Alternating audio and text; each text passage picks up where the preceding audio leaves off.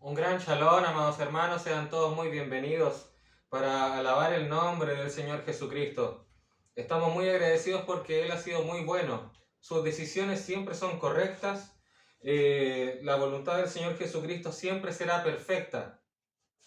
Así que vamos a ir a Salmos 119. Para hoy tenemos la revelación y significado de la letra Resh. La letra Resh. Salmo 119, desde el versículo 153 vamos a leer.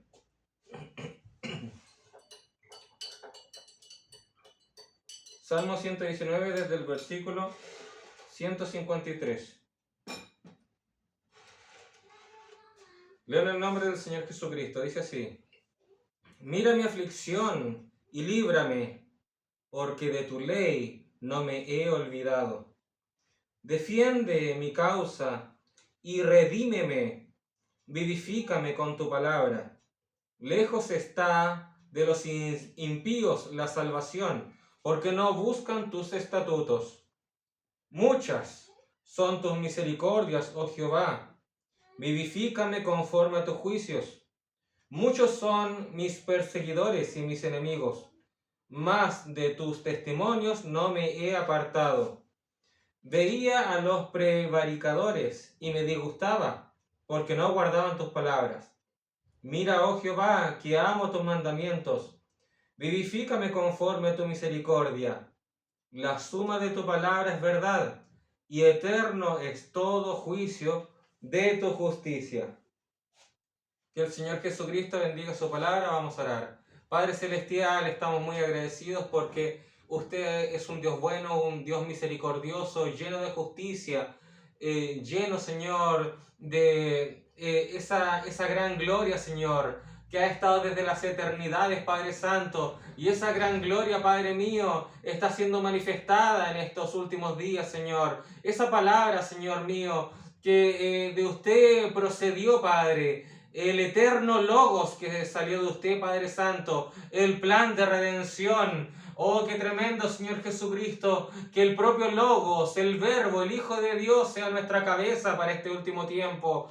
Gracias te damos, Padre mío, porque usted, Señor, nunca nos ha dejado desamparados, aún en el propio Edén de Satanás, en medio de la guerra, la mortandad, la recesión económica, en medio de todo este gran mal, podemos ver una luz en medio de la oscuridad. Podemos ver este mensaje hecho carne en medio nuestro. Podemos ver, Señor, un Dios sobrenatural moverse en medio nuestro, Padre. Y podemos decir que el Dios de Elías está con nosotros en este día. ¿En dónde está el Dios de Elías? Está con la esposa de Jesucristo. Así que estamos muy agradecidos por esa vindicación. Estamos muy agradecidos por ese respaldo divino que usted nos otorga, Padre. Ahora, Señor Jesucristo, nos disponemos a comer de tu palabra, a digerir de tu palabra. Ayúdenos, Señor, a retenerla en nuestros corazones. Todo esto lo ruego en el nombre de Jesucristo. Amén y amén. Un gran shalom a cada uno de ustedes, amados hermanos. Estamos muy felices de estar acá. Gracias al Señor Jesucristo me siento mucho mejor de salud.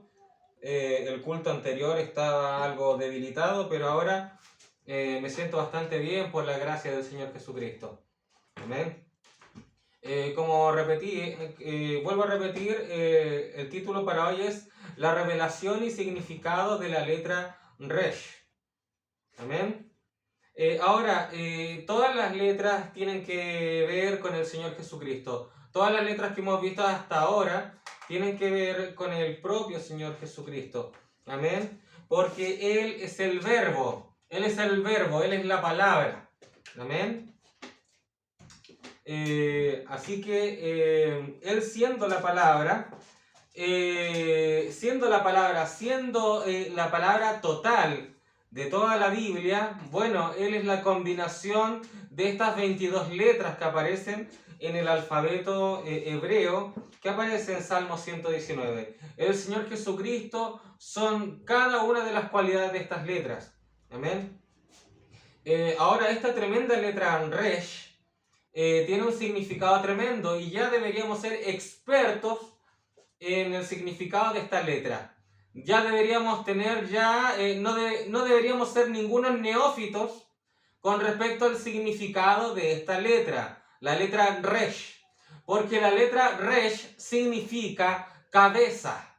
La letra Resh significa cabeza. Amén. Y no podemos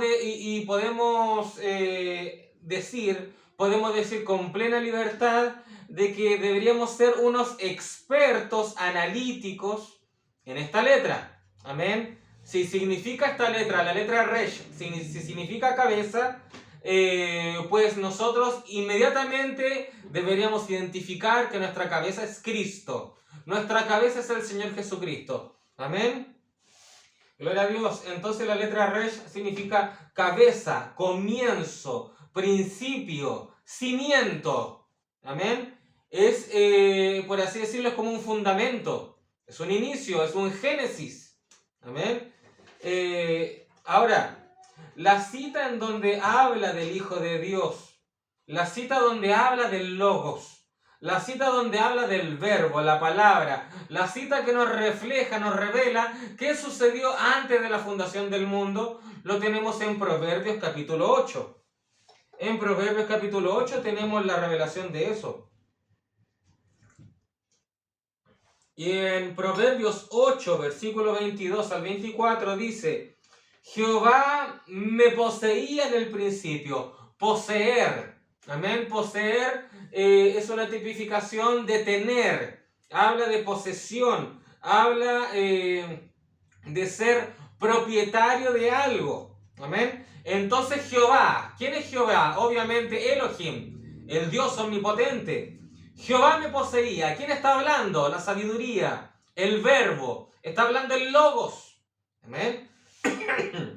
Jehová me poseía en el principio, ya de antiguo, antes de sus obras, o sea, antes de la creación, antes de la creación, antes de que se creara una sola partícula, ya estaba Dios poseyendo a la sabiduría. ¿La sabiduría qué es? La palabra. Amén. La sabiduría de Dios no es nada más y nada menos que la palabra de Dios. Amén. Entonces la sabiduría estaba antes de sus obras. Dice aquí, y ojo con esto, porque el profeta dice que él no cree en el término el Hijo Eterno. Él no cree en el término el Hijo Eterno. Los unitarios dicen, nosotros solamente tenemos a Dios por el Padre. Él es el Padre Eterno. Entonces, la lógica del profeta es que no puede haber un hijo eterno porque un hijo tiene un comienzo en algún momento. Entonces, ¿cómo puede haber un hijo eterno si tiene un inicio? Bueno, usando la misma lógica, entonces, ¿cómo podría existir el Padre eterno? Porque uno es padre cuando tiene un hijo. No sé si me hago entender. Padre eterno es porque eternamente fue padre. Eternamente es padre. Amén. Entonces, ¿a qué voy con esto? En que el Hijo de Dios no fue creado. El Hijo de Dios siempre estuvo con Dios. Siempre estuvo con Él porque aquí la Biblia dice... En Proverbios, Jehová me poseía en el principio, ya de antiguo, antes de sus obras y antes de las obras de Dios. Quiere decir que eso es eternidad. Antes de las obras de Dios, eso es un tiempo de eternidad. Cuando comienzan las obras de Dios, ahí recién inicia el reloj. Ahí recién inicia las manecillas del reloj, inicia el tiempo. Ahí empiezan a expandirse estas galaxias, a expandirse estos universos, etcétera, etcétera. Y empiezan los millones y millones de años de creación, y todavía este universo se sigue expandiendo. Amén. Pero cuando inicia la creación es cuando inicia el tiempo. Antes de las obras de Dios es eternidad. Por lo tanto, Dios siempre estuvo en filiación con su Hijo. Siempre estuvo. ¿Qué significa la palabra filiación? La palabra filiación significa comunión. Siempre estuvo en eterna comunión. ¿Por qué? Porque la Biblia dice en Génesis, aquí dice en Génesis, dice algo muy especial. En Génesis dice, en el principio creó Dios los cielos y la tierra. En el principio creó Dios. Ahora, en el Nuevo Testamento, Pablo, ¿quién dice que creó todas las cosas? Pablo dice que Jesucristo fue el creador de todas las cosas. Entonces, ¿cómo puede ser de que Jesucristo sea el creador de todas las cosas si dan el inicio a Jesucristo hace 2000 años atrás? Porque nosotros, según nuestro calendario gregoriano, está estipulado el antes de Cristo y después de Cristo, como si el Señor Jesucristo hubiese recién iniciado su vida hace 2000 años atrás. Pues no es así, no es así. El Señor Jesucristo es mucho antes. Es mucho antes de él haberse encarnado. Es mucho antes de haberse encarnado. Amén. El verbo hecho carne. El Señor Jesucristo dijo, antes que Abraham fuese, yo soy. Y qué tremendo, qué tremendo. ¿Por qué? ¿Por qué digo qué tremendo que el Señor Jesucristo haya dicho yo soy? ¿Por qué? Porque en el lenguaje hebreo, el término yo soy, el término presente no existe. El término presente no existe para el hebreo. Para los hebreos solamente existe o el pasado o el futuro, pero el presente prácticamente no lo viven porque inmediatamente cuando dicen estoy viviendo el presente, inmediatamente ya pasó un segundo y ya no es el presente. O sea, así lo vive el hebreo. Por esa razón, cuando Moisés dijo, ¿en qué nombre te has de conocer? ¿Cuál es tu nombre? Entonces Dios revela algo nunca antes visto, por así decirlo. Entonces Dios le dice a Moisés, bueno, que ellos me conozcan como yo soy el que soy, yo soy. Aleluya, es eterno. Él es el eterno. Por eso es que Él es el inmutable. Él es el inmutable, el eterno. Amén. Por eso es que Dios es el gran yo soy. Él es el yo soy. Él es el eterno. Amén. Por eso es que cuando es muy especial esta frase yo soy. Cuando Dios le dijo a Moisés, mi nombre les dirás que yo soy, yo soy. Y cuando Jesús dijo antes que Abraham fuese yo soy, pues esas fueron las mismas palabras del Padre, las mismas palabras del Padre Celestial. Amén. Gloria al nombre del Señor. Entonces, cuando Dios dice yo soy, está hablando de su que es el Dios inmutable, que es el Dios que siempre está intacto, que no cambia. Amén. El Dios que nunca cambia. El Dios que siempre se mantiene en presente. El Dios que siempre está vigente. El Dios que siempre está en su actualidad. Entonces hablamos de un Dios inmutable. ¿Y qué dice Hebreos 13:8? Que Jesucristo es el mismo de ayer, hoy y por los siglos. O sea, Jesucristo es inmutable. Jesucristo es el Dios inmutable. Entonces, cuando dice la Biblia, en el principio creó Dios los cielos y la tierra, esa palabra Dios traducida al español en verdad es Elohim en el original. Y Elohim en el original, Elohim es el plural de Eloah. Eloah. O sea, Ela, Eloha, Eloah. Elohim es el plural de Eloah. Amén. Entonces, si Elohim es plural, está queriendo decir de que Elohim es la pluralidad de un Dios. Es un Dios plural, es un Dios con múltiples atributos, con múltiples funcionalidades, con múltiples clases de manifestarse a sus hijos. Y es por esa razón también es que el Padre y el Hijo estuvieron, por así decirlo, en plena comunión desde antes de la creación. Desde antes de la creación. Amén. Gloria al nombre del Señor. la Biblia señala de que tres son los que dan testimonio en el cielo: el Padre, el Verbo y el Espíritu Santo. Amén. El Padre, el Verbo y el Espíritu Santo. Amén. Eso lo dice Juan. Y tal cual, Juan habla de estos tres y Juan dice, y también empieza a mencionar que es agua, sangre, vida. Amén. Gloria al nombre del Señor. El profeta dice que Dios se perfecciona en tres. Así es, Dios se perfecciona en tres.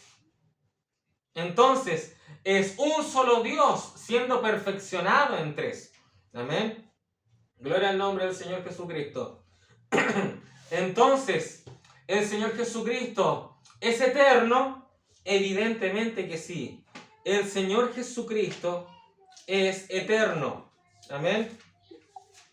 Cuando el profeta señala de que no cree con respecto a al término el Hijo Eterno, es porque el Hijo de Dios es una dispensación. Tenemos la dispensación del Hijo del Hombre, los 3 años y medio del Señor Jesucristo acá en la tierra. Tenemos la dispensación del Hijo de Dios, el Hijo de Dios, el cual es el propio Espíritu Santo. El propio Espíritu Santo, y el Espíritu Santo es Dios mismo. El Espíritu Santo es Dios mismo, y el profeta dijo que la dispensación del Espíritu Santo tenía como título la dispensación del Hijo de Dios. Amén. ¿El Hijo de Dios quién es? El Hijo de Dios es Dios mismo. El Hijo de Dios es Dios mismo. Amén. Y finalmente, cuando la dispensación del Espíritu Santo concluya, amén, porque la dispensación del Espíritu Santo no culmina con nuestro arrebatamiento, porque el Espíritu Santo luego se va a Israel en la etapa de la gran tribulación. Aún está el Espíritu Santo. Entonces, cuando la dispensación del Hijo de Dios, del Espíritu Santo, culmina, luego viene un milenio, y esos 1000 años sería la dispensación del Hijo de David. Será una dispensación salomónica.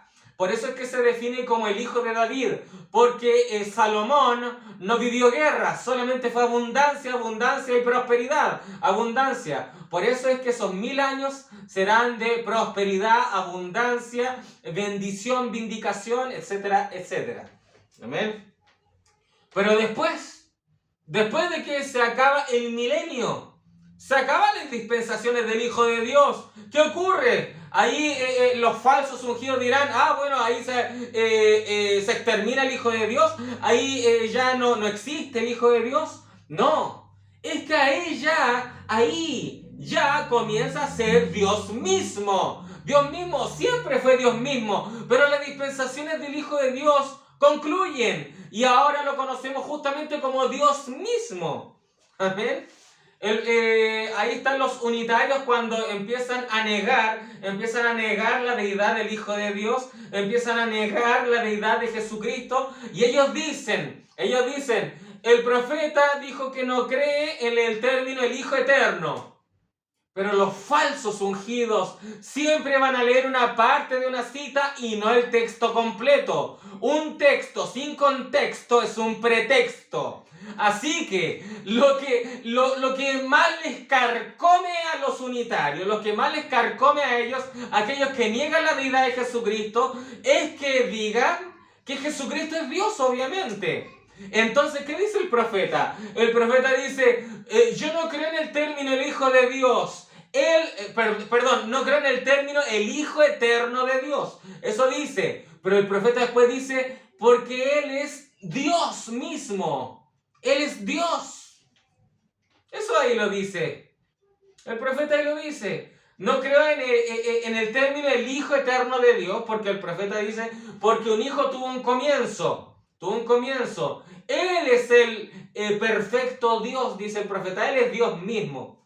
En esa misma cita, hay una cita donde lo dice. Amén. Gloria al nombre del Señor. ¿Y quién es Jesucristo? Jesucristo es Dios, ¿verdad? Jesucristo es Dios. Y nosotros conocemos a Jesucristo como, por así decirlo, Pablo dice que Dios a Jesús le hizo Señor y Cristo. por causa de que venció la muerte, ¿verdad? Por causa de que tuvo esa victoria, Dios le hizo Señor y Cristo. Por eso es que es el Señor Jesucristo. Pero ojo también, que Él se hizo carne. Fíjese que Él se hizo carne. Jesucristo es Dios. Jesucristo es Dios. Pero fíjese lo que dice Juan. Juan el apóstol. Segunda de Juan capítulo 1 versículo 7 dice: porque muchos engañadores han salido por el mundo que no confiesan que Jesucristo ha venido en carne. Quien esto hace es el engañador y el anticristo. Fíjese, aquí nos está diciendo, por así decirlo, de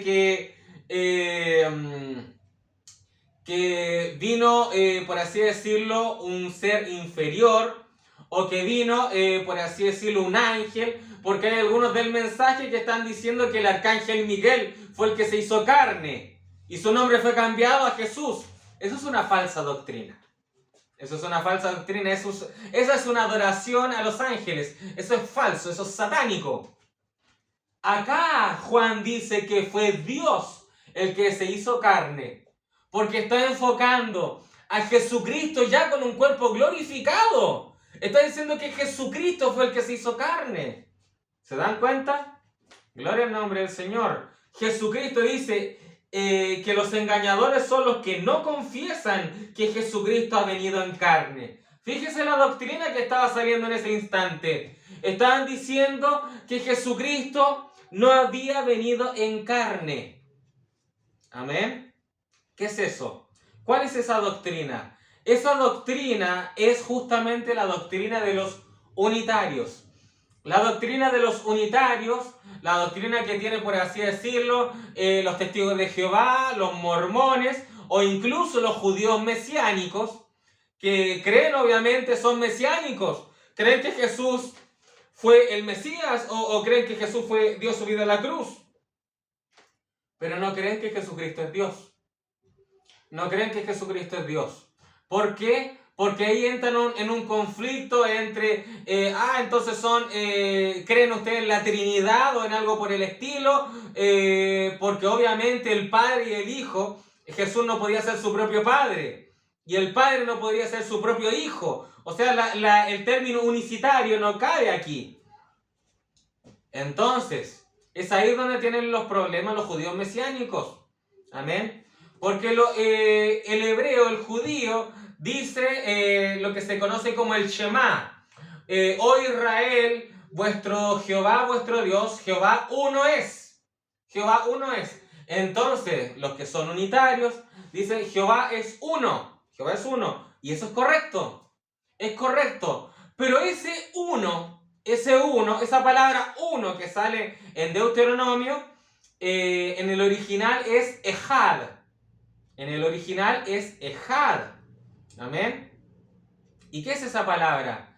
Esa palabra es una unificación compuesta. Esa palabra es una unificación compuesta. ¿Por qué lo digo? Porque cuando dice la Biblia que el hombre dejará a su padre y a su madre y se unirá a su mujer y será una sola carne, esa palabra una también es Ejad. También es Ejad. ¿Qué quiere decir eso? Quiere decir en que un matrimonio son uno, pero es una unidad compuesta. O sea, esposo y esposa son uno. Pero son dos personas, por así decirlo, son dos personas, pero son uno a la vez. ¿Se dan cuenta? Si alguien ve un matrimonio y una persona dice, no, ellos no son uno, yo veo una persona aquí y una persona acá. Algunos dirán, es una contradicción. Pero no es una contradicción, sino que ese es un término que se conoce como paradoja. Una paradoja pareciera ser que es una contradicción, pero es una verdad un poco más compleja de entender. Ahora, al profeta le hacen esta misma pregunta. Y dicen, el Padre y el Hijo, Dios y Cristo, ellos son uno tal cual como yo soy con mi esposa o con mi esposo. Y el profeta dice, ojo con esto. Ojo ahí, hermano o hermana, aquella persona que le respondió. El profeta dijo, yo tengo una forma de pensar. Y mi esposa Meda también tiene su propia opinión al respecto de ciertas cosas. Pero no entre Dios y Cristo. Ellos tienen una sola voluntad. Y fíjese que dice ellos. Ellos tienen una sola voluntad y dice el profeta, es evidente que Dios y Cristo, estamos hablando de dos, Dios y Cristo, cuente, uno y dos, pero dice, son la misma persona. ¿Se dan cuenta? Es una paradoja, porque dice Dios y Cristo son, todavía está hablando en plural, son la misma persona.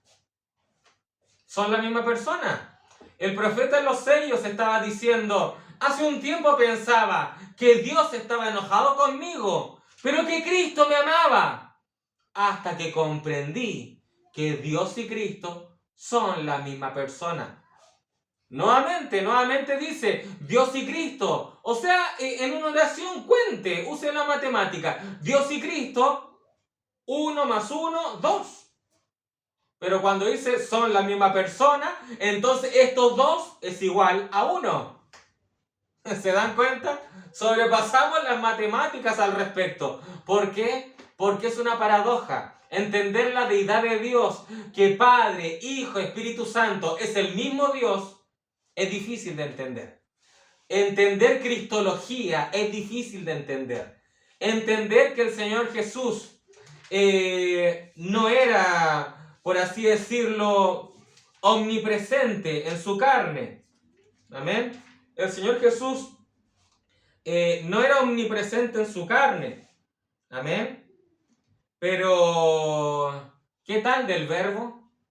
¿Qué hay del Verbo? Porque el Señor Jesucristo, el Verbo hecho carne, dio su vida en la cruz.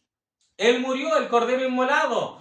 Pero recuerden que el Verbo es la palabra, el Verbo siempre se mantuvo vigente, la palabra no puede morir.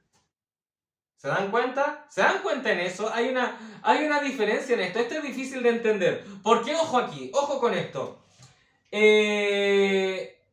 Jesús y Nicodemo, Juan capítulo 3, versículo 12, dice, si os he dicho cosas terrenales y no creéis, ¿cómo creeréis si os dijere las celestiales? Y ahora el versículo 13 es un versículo crucial para entender algo muy profundo que es la omnipresencia del Hijo de Dios. Omnipresencia del Hijo de Dios. El profeta en una ocasión le hicieron una pregunta y le dijeron, ¿cómo es posible que el Hijo de Dios en Getsemaní haya orado al Padre siendo de que Él también era Dios? Siendo que Él es Dios. Y el profeta le responde, usted teniendo el Espíritu Santo, usted de igual manera le ora a Dios, ¿verdad? Y todos diríamos que sí. A pesar de que tendríamos a Dios dentro. Pero ahí estamos hablando de la omnipresencia de Dios. El Espíritu Santo lo tiene usted, lo tengo yo, lo tiene un hermano en la China, por allá.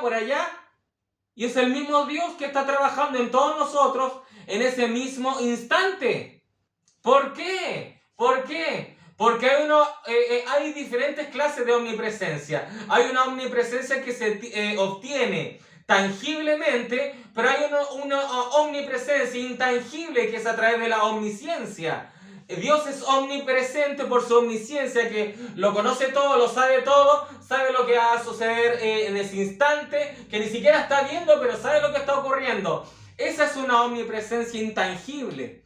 Pero hay una omnipresencia tangible, porque en la Biblia dice, creo que es David hablando, dice, si yo fuera al oeste, si yo fuera para allá, si subiera al cerro, siempre te encuentro en todo lugar. En otra cita de la Biblia dice, oh Dios, tú llenas todo, tú cubres todo. O sea, está diciendo la Biblia que toda la creación la cubre Dios. Todo lo creado lo está cubriendo Dios. Amén. O sea, Dios está en todo lugar porque Él, dice la Biblia, lo dice, tú lo llenas todo. Lo llenas todo. O sea, por esa razón es que todo tiene que estar, por así decirlo, calculado. Un meteorito no impacta en la Tierra si es que Dios no lo tiene calculado o previsto, porque Dios lo toca todo, Dios lo tiene todo. O sea, la Biblia dice de que Dios, por así decirlo, con sus manos, impide que el mar salga de borda. ¿Cómo tendríamos a Dios todos los días ahí sosteniendo los mares? ¿Y no puede hacer ninguna otra acción, solamente sostener los mares? Pues claro que no. ¿Cómo puede hacer eso? ¿Cómo puede tener todo bajo control? Porque Él lo llena todo, lo cubre todo. Amén. Tal cual, eso se define como la gloria kavod, la gloria kavod de Dios, lo cual es una gloria espesa, es una gloria que obtiene gran densidad.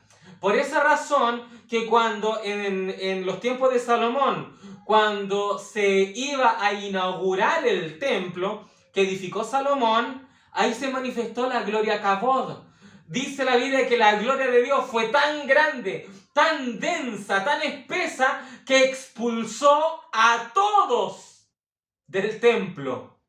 O sea, la gloria de Dios los empujó a todos. Todos tuvieron que salir fuera porque la gloria de Dios llenó el lugar. Así es la gloria de Dios. Así es la gloria de Dios.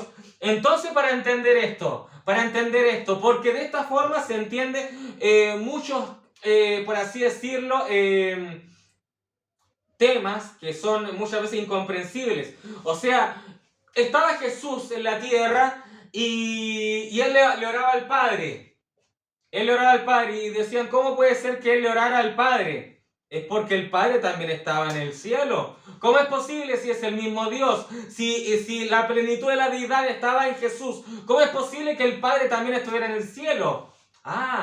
Porque Dios lo cubre todo, Dios lo llena todo. Y el profeta dijo, al final cuando responde esa pregunta que le hicieron en los sellos, el profeta dice, esto lo hace por medio de su omnipresencia. Ahí está. Eso lo hace por medio de su omnipresencia. Porque no sería, si usamos la razón, si usamos la filosofía, si entendemos que toda la plenitud de la deidad estaba en Jesucristo, cuando estaba en su ministerio, entonces ¿de dónde salió la voz del cielo cuando dijo, este es mi Hijo amado, a él oíd? O sea, Jesucristo no era ventríloco.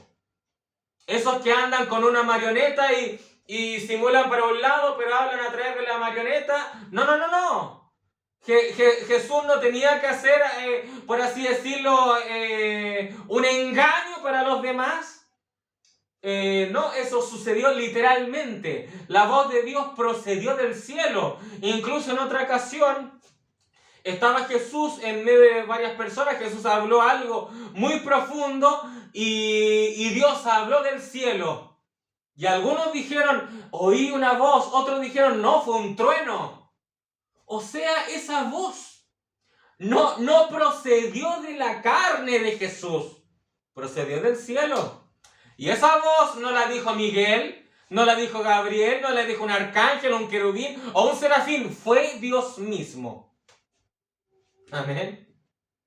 Entonces, por eso es que a veces la lógica no entra en esto. ¿Cómo es posible? Jesucristo tenía la plenitud de la deidad dentro, pero ahora el Padre estaba hablando desde afuera, etc. Y empiezan a volverse locos tratando de entender estas cosas. Y ahora fíjese, el que se hizo carne fue el Verbo, y el Verbo es omnipresente. Jesucristo es omnipresente. Y fíjese en esto. Jesucristo en la carne no era omnipresente. Jesucristo en la carne no era omnipresente. ¿Por qué? Porque tenía facetas humanas, tenía características humanas. La Biblia dice que el Hijo de Dios vino semejante a los hombres. Semejante, ojo, no igual. Semejante quiere decir que no es igual. ¿Por qué no era igual? Porque Él vino a través de una virgen. Porque Él vino perfecto desde el nacimiento. Porque Él en sus primeras horas de vida fue adorado por esos gentiles, los reyes magos. Y Dios no lo vio como una idolatría. Ajá, entonces es diferente a nosotros. Es diferente. Aleluya. Pero fíjese en esto. Jesús podía estar con sus discípulos en Capernaum, pero al mismo tiempo no podía estar en Galilea. Y si está en Galilea, al mismo tiempo no podía estar en Jericó. Y si estaba en Jericó, al mismo tiempo no podía estar en Belén, o etcétera, etcétera. ¿Sí o no? No era omnipresente estando en la carne. Pero ojo lo que le dice a Nicodemo. Dice, si os he dicho cosas terrenales y no creéis, ¿cómo creeréis si os dijera las celestiales? O sea, ahora Jesús se va a disponer a hablar un misterio tremendo. Ahora Jesús se va a disponer a hablar un misterio tremendo. O sea, le estoy hablando cosas terrenales, cosas sencillas. Ahora prepárate porque vamos a ver si vas a entender esto. Vamos a ver si la mente humana va a entender esto que va a hablar ahora Jesús. Dice, nadie subió al cielo, sino el que descendió del cielo. O sea, Jesucristo descendió del cielo, está hablando del mismo. Sino que el que descendió del cielo. Y ahora tengamos en pendiente esto. Pasado, presente, futuro. Pasado es yo era, presente yo estoy, yo estaré, futuro, etc. ¿Ya? Pasado, presente y futuro, tengamos claro eso. Dice Jesús, nadie subió al cielo, sino el que descendió del cielo. Está hablando del mismo. Dice, el Hijo del Hombre, ¿quién es el Hijo del Hombre? Jesucristo, el mismo. El Hijo del Hombre que está en el cielo. Pasado, presente, futuro. Dice, el Hijo del Hombre que está en el cielo. El Señor Jesucristo le estaba hablando a Nicodemo. ¿Y quién estaba en el cielo? ¿Quién estaba en el cielo? ¿Estaba mintiendo Jesús al referirse que el Hijo del Hombre estaba en ese instante en el cielo?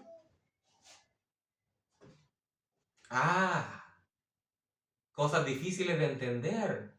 Si muchas veces no entendemos las cosas terrenales, ¿cómo entenderemos las cosas celestiales? ¿Amén? ¿Qué es eso? ¿Quién era el omnipresente? El omnipresente obviamente es el Verbo, el Cristo, la palabra, la sabiduría de Dios, Dios mismo. El Señor Jesús estaba diciendo de que el Verbo, la palabra, Dios mismo está en el cielo. En ese mismo instante estaba en el cielo.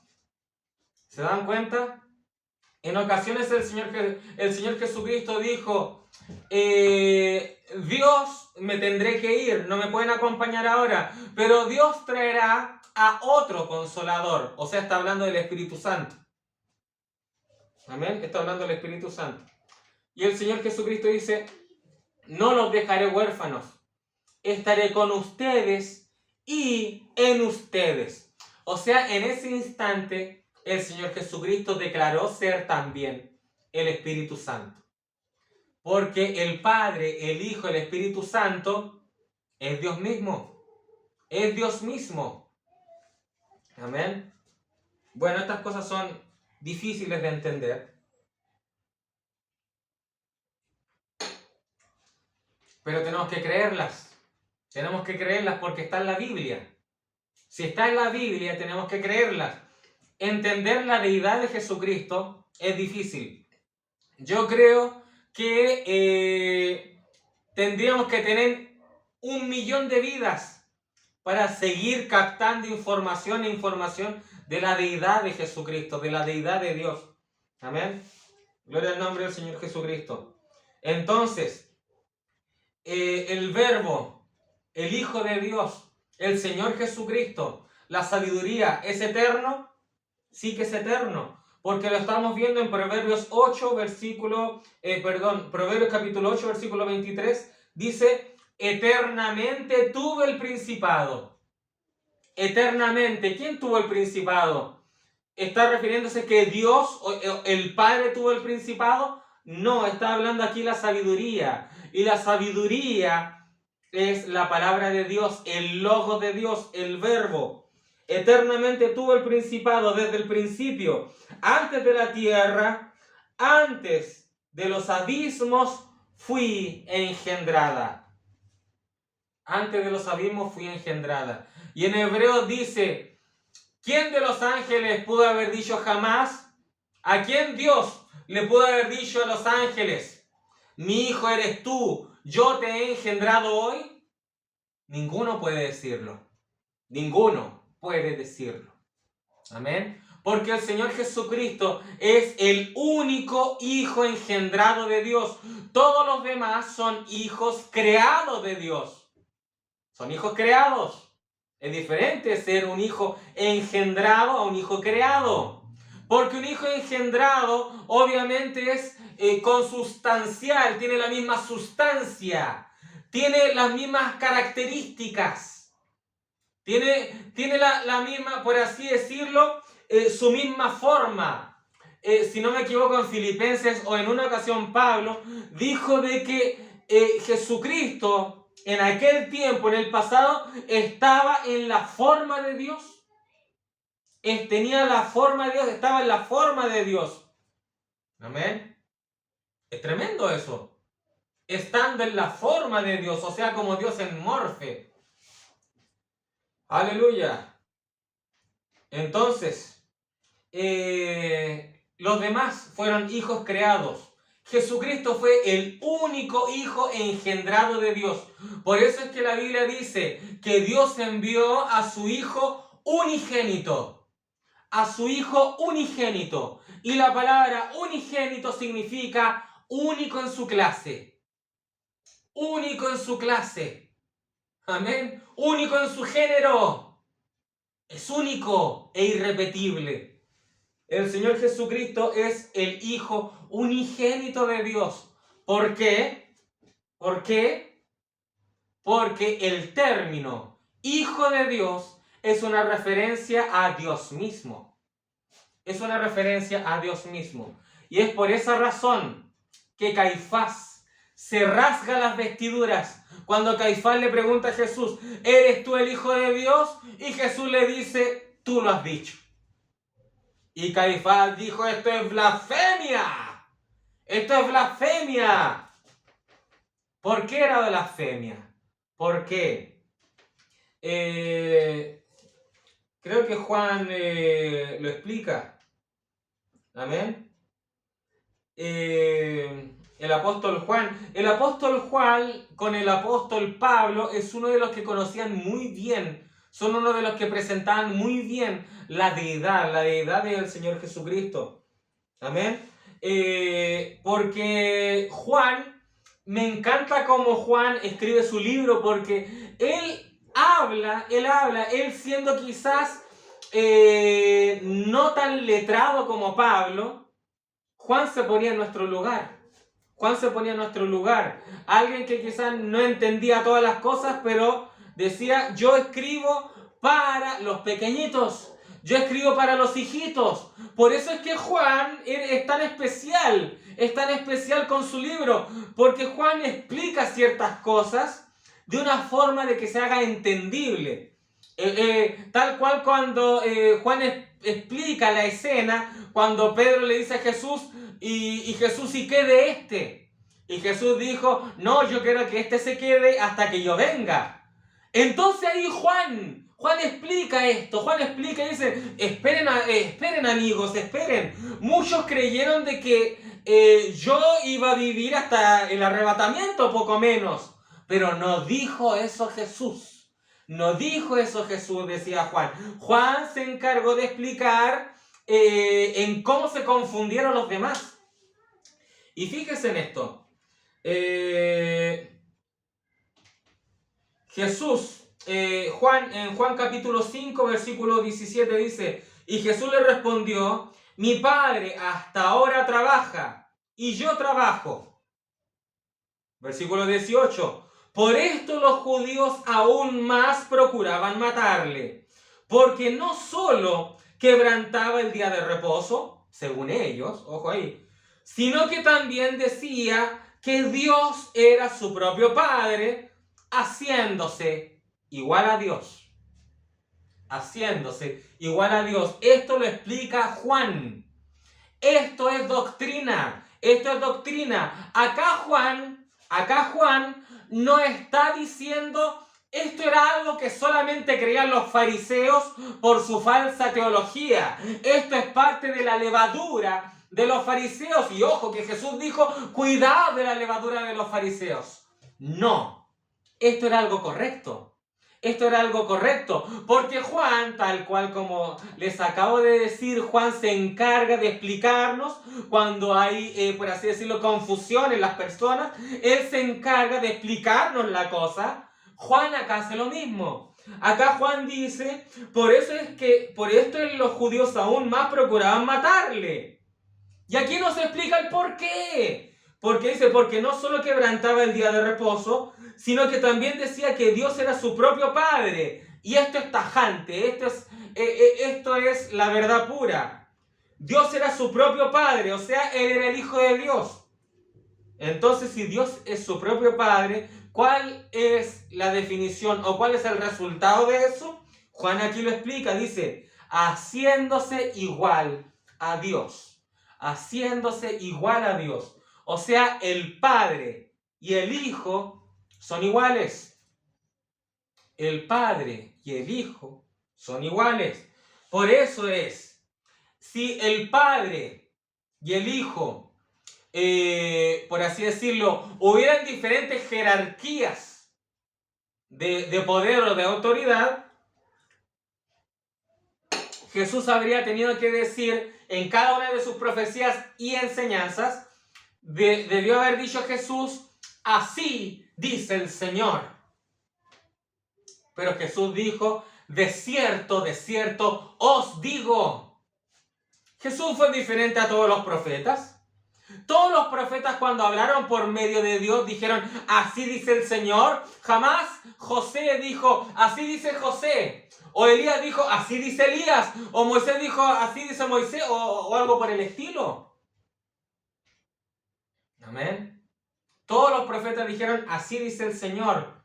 Y Jesús dijo, de cierto os digo. Porque Jesús era el Señor. Amén. Gloria al nombre del Señor. Entonces el Hijo de Dios, la gloria engendrada de Dios. Amén. Es el Hijo. Fue engendrado. Es el Hijo de Dios. Amén. Y el Hijo de Dios es igual a Dios. Lo dice la Biblia.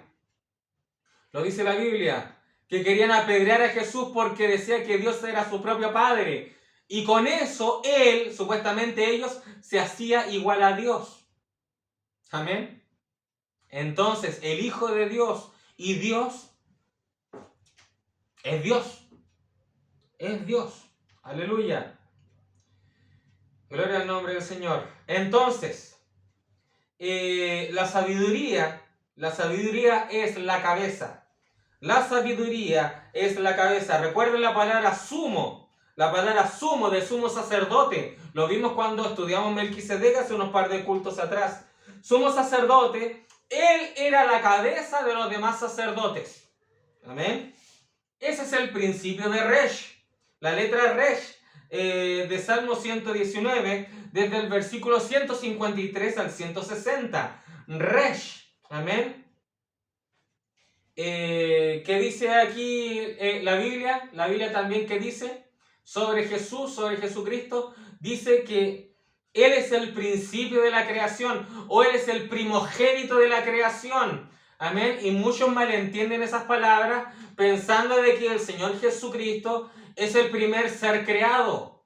Y eso es falso. Eso es falso. Porque el Señor Jesucristo no es una criatura. Criatura quiere decir creación. El diablo es una criatura. Nosotros somos criaturas. Y ojo que nosotros vamos a hallar nuestro final cuando venga el arrebatamiento. ¿Por qué? Porque esta carne va a dejar de existir. Viene un cuerpo glorificado para nosotros. Viene un cuerpo glorificado para nosotros. Un cuerpo que nosotros en verdad no somos propietarios de él. Y el Señor Jesucristo nos dará este cuerpo. El Señor Jesucristo nos dará este cuerpo. Amén. Gloria al nombre del Señor. El alma que nosotros poseemos, prácticamente nosotros no somos propietarios de nuestra alma. Jesucristo es el propietario de nuestra alma porque Él la vivifica con el Espíritu Santo. Porque recuerden, la Biblia dice, el alma que pecare, esa morirá. Amén. El alma que pecare, esa morirá. Por lo tanto, en nosotros no estaba la facultad de mantener nuestra alma viva. Es Jesucristo el cual nos da la inmortalidad a través del Espíritu Santo viviendo en nuestra alma. Amén. Nosotros no tenemos ningún mérito al respecto. En nosotros no vale ni siquiera nuestra perseverancia, nuestro ímpetu, nuestra gallardía, nuestra valentía o nada positivo que nosotros tengamos. Todo depende de la gloria del Señor Jesucristo que se va a manifestar en nosotros. En nosotros no hay ningún poder, no tenemos ningún mérito, porque la Biblia dice que toda la gloria y la honra es para el Señor Jesucristo. Amén. Gracias al Señor Jesucristo por eso. Gracias, Señor.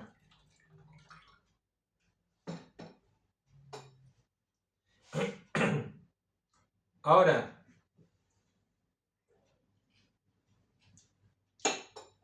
el primogénito de la creación. El primogénito de la creación, vuelvo a repetir, el Señor Jesucristo no es una criatura. Acabamos de señalar de que el Señor Jesucristo es antes de la creación, antes de sus obras, dice Proverbios, ya estaba con Él. Ya estaba con Él, Él ya me poseía en el principio. Dice, eternamente tuve el principado. En Juan capítulo 1, versículo 1, dice, en el principio era el Verbo, y el Verbo era con Dios, y el Verbo era Dios. Amén. El Verbo era Dios mismo. El Verbo era Dios. Amén.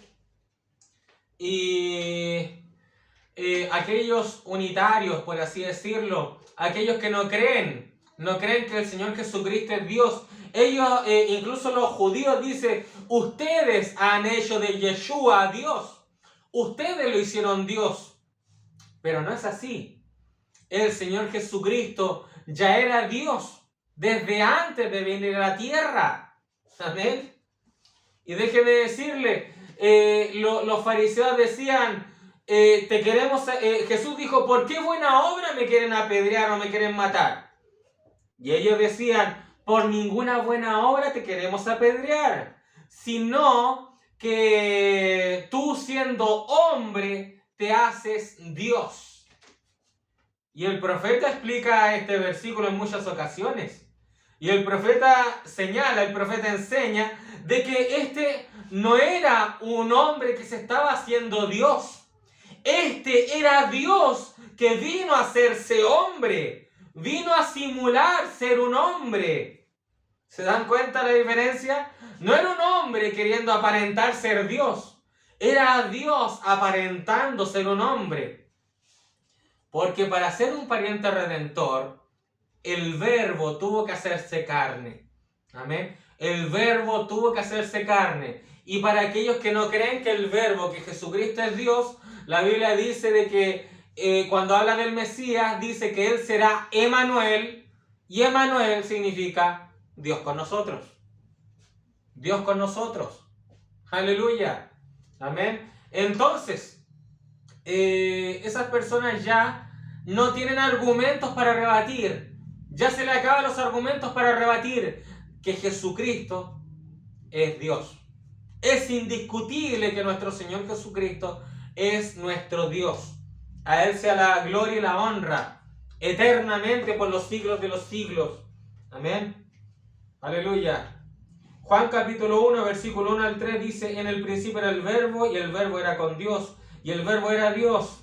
Este era en el principio con Dios. Amén. Todas las cosas por Él fueron hechas, y sin Él nada de lo que ha sido hecho fue hecho. Entonces, si el Señor Jesucristo, cuando muchos entienden, Él es el primogénito de la creación, ¿cómo es posible de que si todas las cosas fueron hechas por Jesucristo, ¿Cómo es posible de que Él se haya hecho a sí mismo? ¿Cómo es posible que Jesucristo se haya creado a sí mismo? Esa sí que es una contradicción. No, el Señor Jesucristo no es una criatura, vuelvo a repetir. El Señor Jesucristo no es creación. ¿Qué fue creado? Lo que fue creado fue el óvulo y la esperma en María. Y la carne del Mesías, eso sí es lo que fue creado. Pero el Verbo, Jesucristo en la eternidad, eso no fue creación. Eso no fue creación. Amén. Eso fue el engendramiento de Dios. El engendramiento de Dios. Aleluya. En la cita donde dice que Jesucristo es el primogénito de la creación, recordemos que primogénito significa también el que heredaría todas las cosas. Primogénito también significa principal. O sea, el principal de la creación. ¿Quién fue el que creó todas las cosas? Juan aquí lo dice. Amén, que por el Verbo todas las cosas por Él fueron hechas. Y sin Él nada de lo que ha sido hecho fue hecho. Amén. El Señor Jesucristo heredaría todas las cosas. Todas las cosas fueron creadas por Él. Amén. Gloria al nombre del Señor Jesucristo. Cuando Dios, siendo Dios espíritu, siendo Dios invisible, que eso es espíritu. Amén. Ojo que Dios ni siquiera estaría contabilizado con ser materia. Amén. O sea, si usted enciende un fósforo y ahí expelen gases, eso es materia dispersa, con moléculas dispersas en el aire. O sea, Dios ni siquiera es eso. Ni siquiera es materia que nosotros formamos un viento o algo por el estilo. No. Dios ni siquiera es eso. Dios ni siquiera es eso. Los físicos han tratado de explicar esto. Los físicos siempre, Albert Einstein, siempre han tratado de tratar de explicar a Dios. Amén. Es por esa la razón de la ley de la relatividad de Einstein. Ojo ahí con eso. El tiempo es relativo, definió Einstein. El tiempo es relativo. ¿Por qué definió Einstein que el tiempo es relativo? ¿Por qué? Porque si uno está aquí en la Tierra, obvio, las manecillas del reloj están andando. Pero si uno va, por así decirlo, en un agujero de gusano o algo por el estilo, usted está en un periodo de eternidad ahí. Y si usted vuelve a la Tierra, han pasado millones de años y usted no ha muerto. Usted se mantiene con esos 40 años, 50 años o algo por el estilo. ¿Por qué? Porque el tiempo es relativo. Ahí entra la definición de eternidad. ¿Por qué? ¿Por qué? Porque nosotros estamos viviendo en el tiempo, pero Dios está en eternidad. O sea, Dios no ha dejado de ser eterno. Y el tiempo en la eternidad se detiene. El tiempo en la eternidad se detiene. O sea, deja de existir porque ya llega a ser, por así decirlo, el tiempo es despreciable. O sea, el tiempo ya sale de la ecuación. Y para los físicos, por así decirlo, si un elemento cae por las leyes gravitatorias, etcétera, etcétera, ellos siempre de la ecuación sacan la fuerza de roce. ¿Por qué? Porque llega a ser despreciable la ecuación. Entonces, en la eternidad, el tiempo es despreciable, es sacado de la ecuación. Amén. Gloria al nombre del Señor Jesucristo. Entonces, en la eternidad,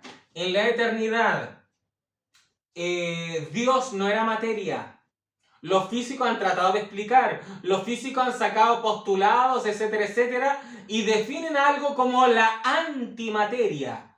La antimateria, o sea, lo que no es materia. Lo que no es materia, lo que no es palpable, lo que no es molécula, lo que no es átomo. Amén. Entonces, Dios no era materia. Dios no es algo material. Dios no es algo visible. Dios no es algo visible. Obviamente está vivo, pero no es algo visible. Amén. Gloria al nombre del Señor Jesucristo. Pero ¿cuándo Dios se hizo visible? Porque Dios se hizo visible en un momento. En un momento. ¿Cuándo Dios se hizo visible? El profeta explica, de la nada, o sea, de la nada, estaba todo oscuro, por así decirlo, salió un halo de luz. Y el profeta dijo, ese era el Logos, ese era el verbo, ese era el Logos. ¿Y qué es el Logos entonces? Es Dios haciéndose visible. El profeta dice, ese es el pilar de fuego. Y todos saben que el pilar de fuego es el Espíritu Santo, es Dios mismo. Es Dios mismo. Amén. Gloria al nombre del Señor. Entonces, lo que salió de la nada era el Logos. Y ese era el Dios invisible haciéndose visible. ¿En quién?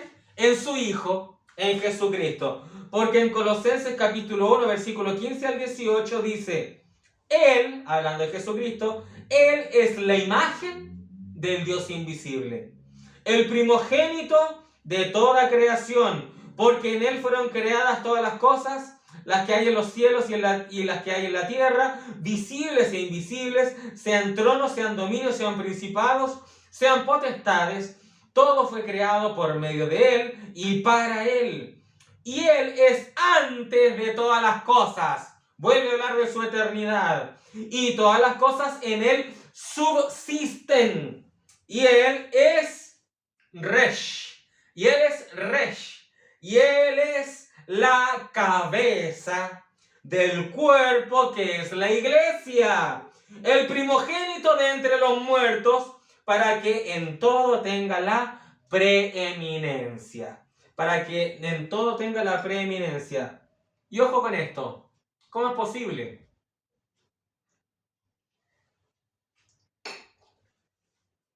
que Jesús sea el primogénito de entre los muertos?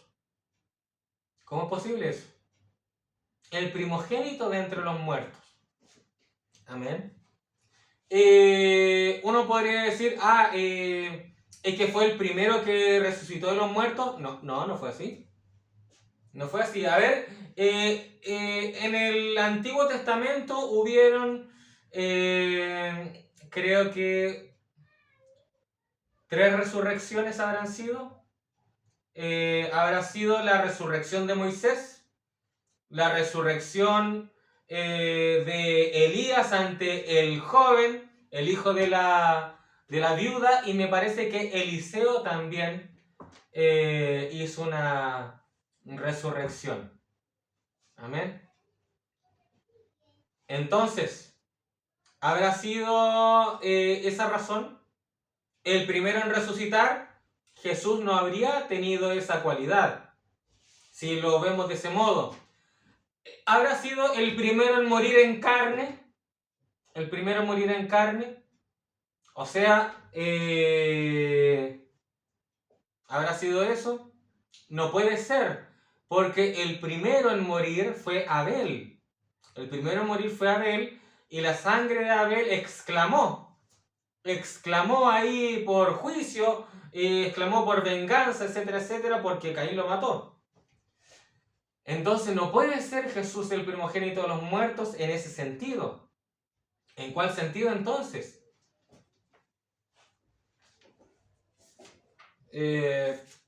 Apocalipsis.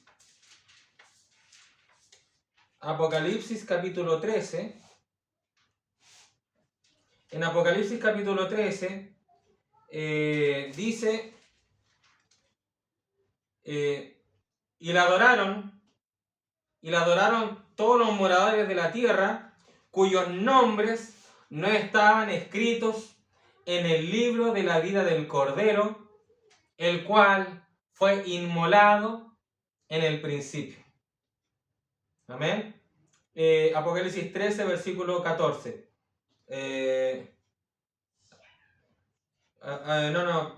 No, disculpe, no es ese. Versículo 8.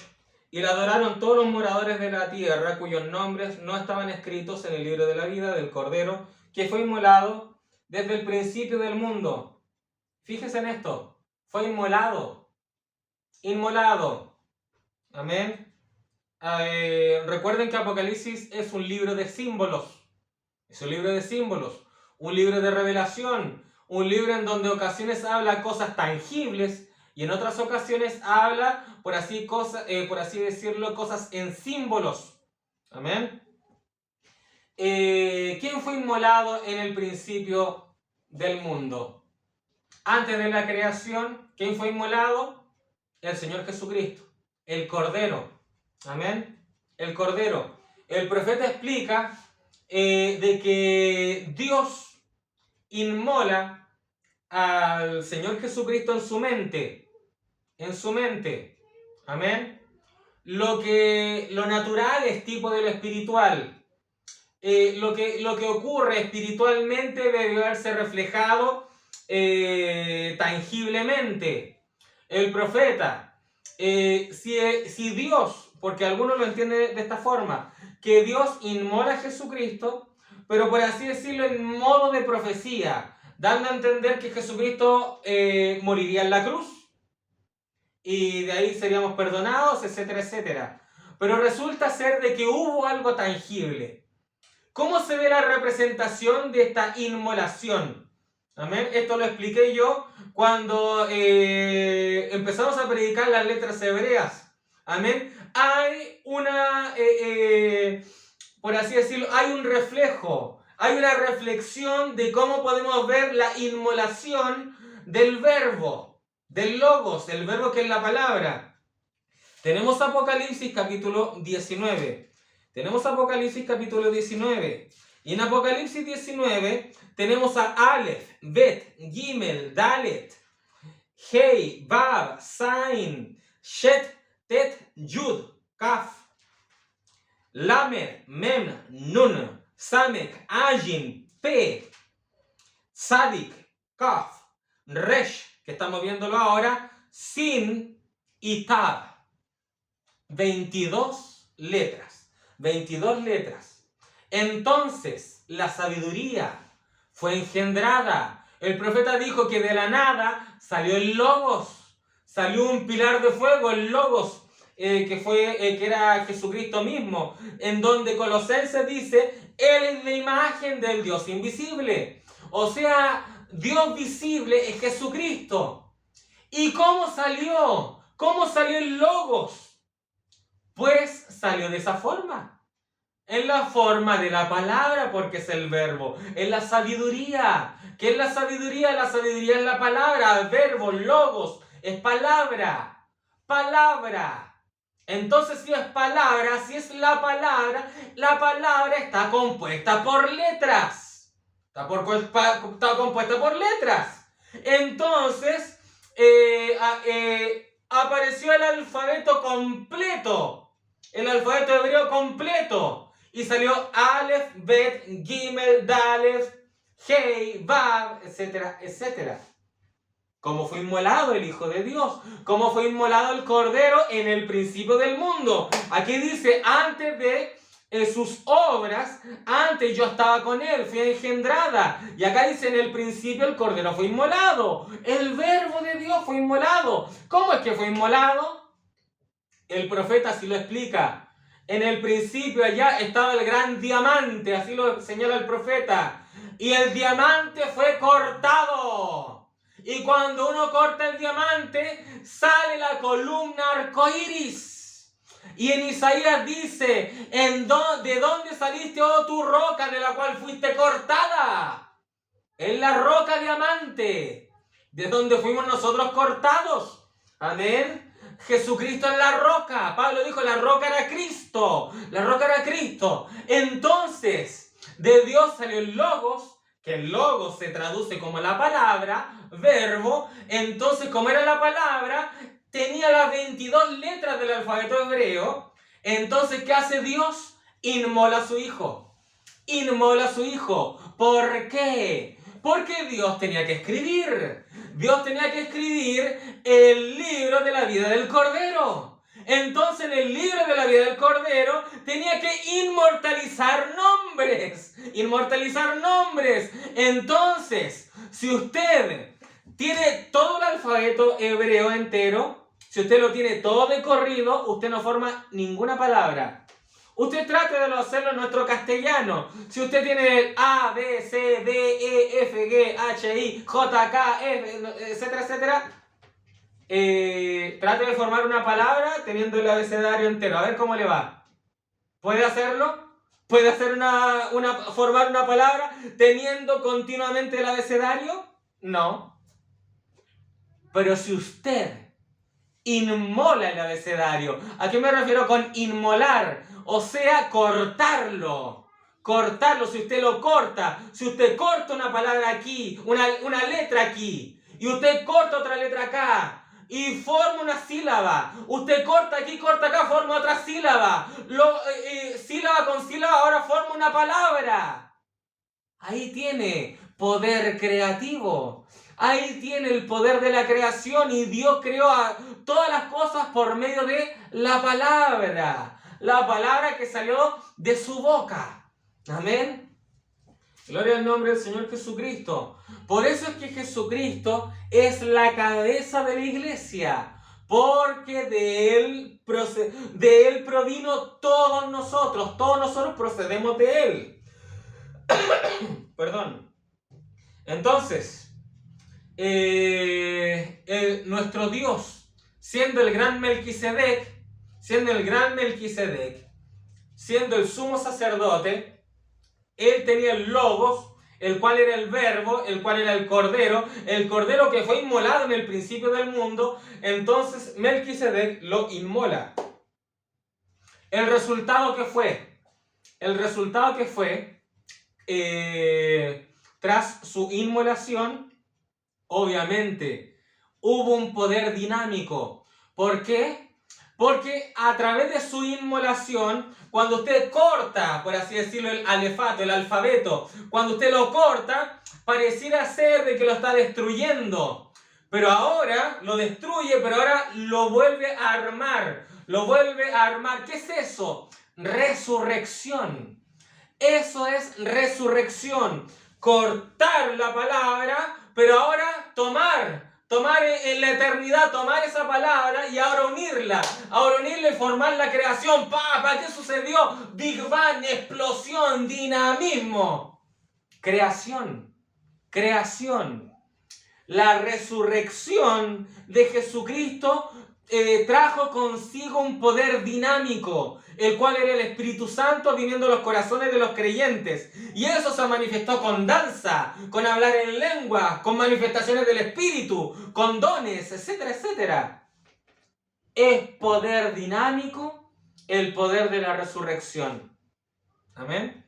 ¿Se dan cuenta? O sea, no es que el Verbo haya muerto, el Verbo es eterno. ¿Se dan cuenta? El Verbo en la eternidad era imposible que muriese.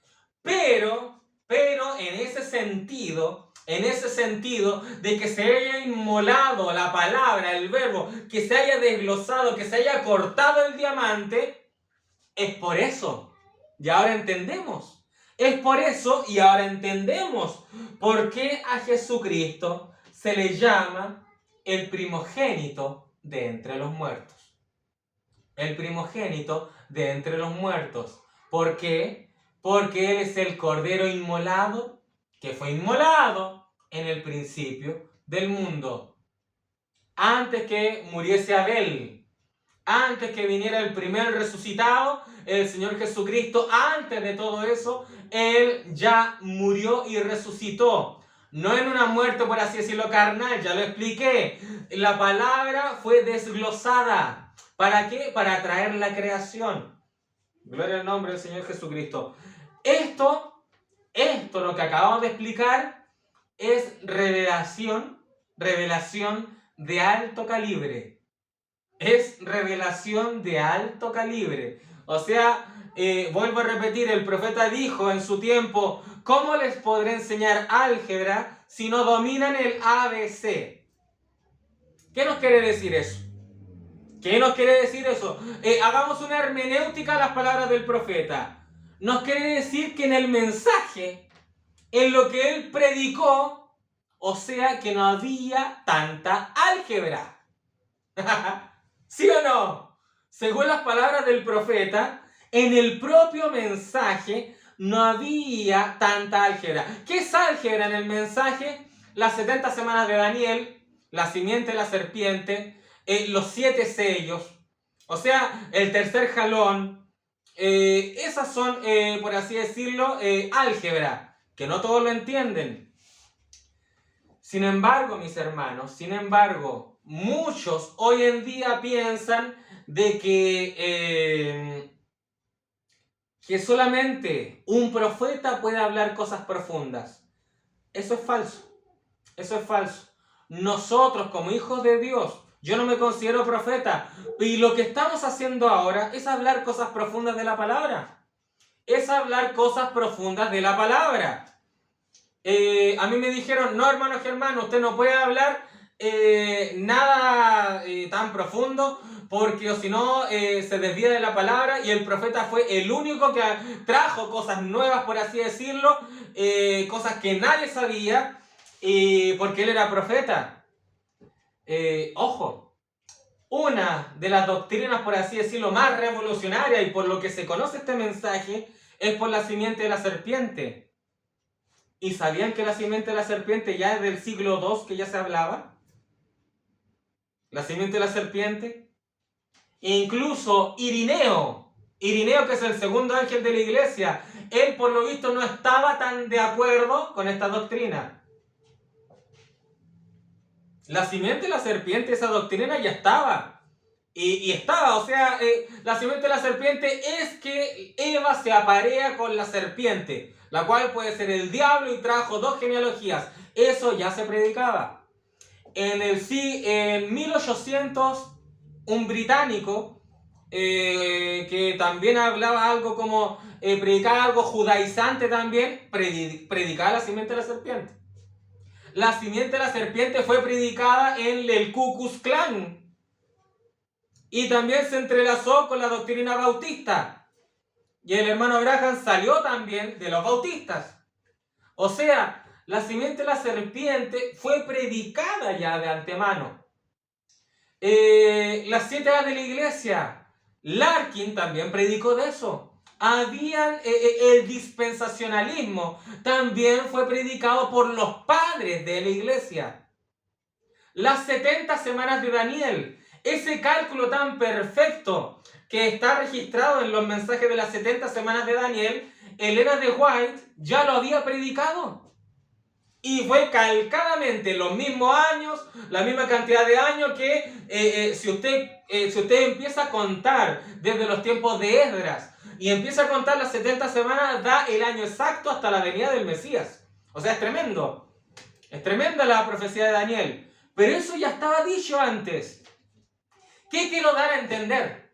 El profeta dijo que lo que haría Elías sería recopilar lo que los reformadores trajeron, esto lo dijo el profeta, hacer una recopilación de lo que los reformadores trajeron y darle un sentido. Y eso sería el mensaje. ¿A qué estoy queriendo llegar? De que nosotros podemos estudiar. El profeta era un buen estudioso. El profeta era un gran lector. El profeta incluso en un tiempo se equivocó, dando a entender que eran 7 años los que quedaban de tribulación. Sin embargo, en los sellos lo rectificó y dijo que eran 3 años y medio, porque había leído otros autores. Porque hoy en día hay personas que enseñan las 70 semanas de Daniel y sacan como conclusión que faltan 7 años de tribulación, siendo de que no. Es específica la Biblia de que el Mesías es muerto a mitad de la semana, que serían 3 años y medio. Amén. Y el profeta ahí lo rectifica, porque una hermanita que escuchó la predicación de los sellos, pero que escuchó también la predicación de las 70 semanas de Daniel, ella le hace una pregunta al profeta. Y ella le dice, hermano Abraham, ¿pero qué hay de los 7 años que usted predicó? Y el profeta dijo, olvídese de eso. Olvídese de eso. Son 3 años y medio. Amén. ¿Se dan cuenta?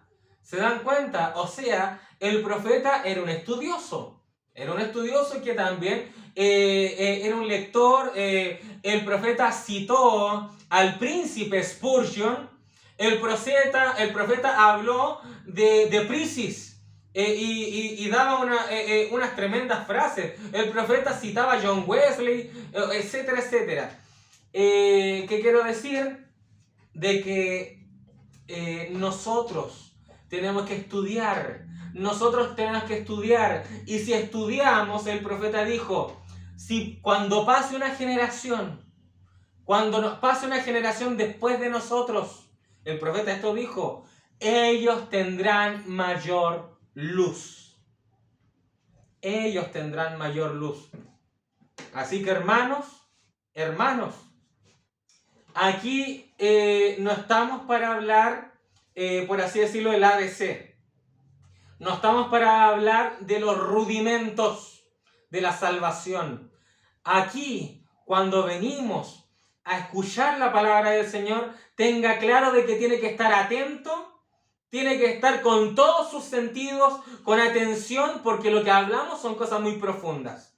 Amén. Cosas muy profundas que incluso no se habla en muchas iglesias, por así decirlo, comunes del mensaje. Porque hoy en día, lamentablemente, por miedo y cobardía a no decir algo errado o por carencia de revelación, ¿cómo están predicando hoy en día? Bueno, en el mensaje ya ha salido el sol y hacen una lectura de eso. Es una lectura. O otros más, por así decirlo, más perezosos, solamente aprietan un botón, escuchen hermano, escuchen una cinta. Eso no es tener un Dios sobrenatural moviéndose en el medio. Porque Dios tiene la capacidad de hablar a la persona. En el instante que usted esté pensando algo, Dios es capaz de hablarle por medio de la predicación. Amén. Y eso es algo sobrenatural. Dios es capaz de hablarle algo que usted estuvo viviendo en la semana y Dios lo saca en el culto. ¿Pero cómo? ¿El pastor o el predicador tiene un espía, un detective privado que averigua mi vida? No es eso, sino que Dios todo lo ve. Dios todo lo ve, todo lo escudriña y Dios tiene que manifestar eso, sacar eso para moldear a su obra maestra. Gloria al nombre del Señor Jesucristo. Aleluya. Bueno, dejando el paréntesis, continuamos. Colosenses capítulo 2, versículo 10. Colosenses 2, versículo 10. Dice así.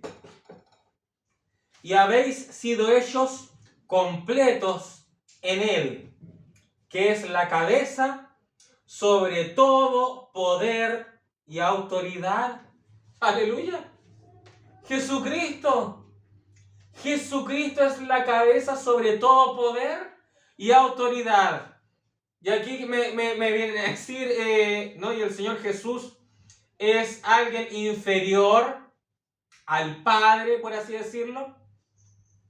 O están desnivelados. Recuerden esa erráticamente trinitaria que tenemos al Padre aquí, el Hijo acá, y la mascota es el Espíritu Santo, lo más abajo. Eso es errático. Amén. Eso es errático. Aquí la Biblia nos enseña de que el Señor Jesucristo es la cabeza sobre todo poder y autoridad. Amén. Porque en el Señor Jesucristo, en Él está el Padre. Amén. Gloria a Dios. En Él está el Padre. Recuerden que Pablo también dice que Dios sujetó todas las cosas a Jesucristo. Amén. Y Jesucristo tiene sujeta todas las cosas, exceptuando a aquel que le sujetó todas las cosas. O sea, Jesucristo, Él no puede tener sujeto al Padre. ¿Se dan cuenta? Porque el Padre sujetó todas las cosas a Jesucristo. Gloria al nombre del Señor. Aleluya. 1 Corintios capítulo 11, versículo 3 dice: pero quiero que sepáis que la cabeza, Resh, recuerden la letra Resh, pero quiero que sepáis que la cabeza de todo hombre es Cristo, y la cabeza de la mujer es el hombre, y la cabeza de Cristo es Dios. Amén. Fíjese, la cabeza de Cristo es Dios. Ahí es donde cae el unicitario. El unicitario es modalista, o sea que es el Dios que está en el modo del Padre, luego ese mismo Dios es el Hijo, y ese mismo Dios es el Espíritu Santo. Ahí cae el modalista. ¿Por qué? Porque el modalista tiene que María es la Madre de Dios. Amén. Ahí también es donde fallan algunos trinitarios. Creo que lo expliqué hace unos cultos anteriores. El término Theotokos, la Madre de Dios, María. El unicitario dice de que era Dios mismo, o sea, eternidad pura prácticamente, siendo bebé. Amén. Eso está errático. ¿Por qué? Para el unicitario, Dios murió en la cruz. ¿Cómo el ser eterno puede morir en la cruz? El que murió en la cruz fue el Hijo de Dios. Obviamente su condición humana. Amén. En su condición humana murió el Hijo de Dios. Aleluya. Entonces, la cabeza de Cristo es Dios.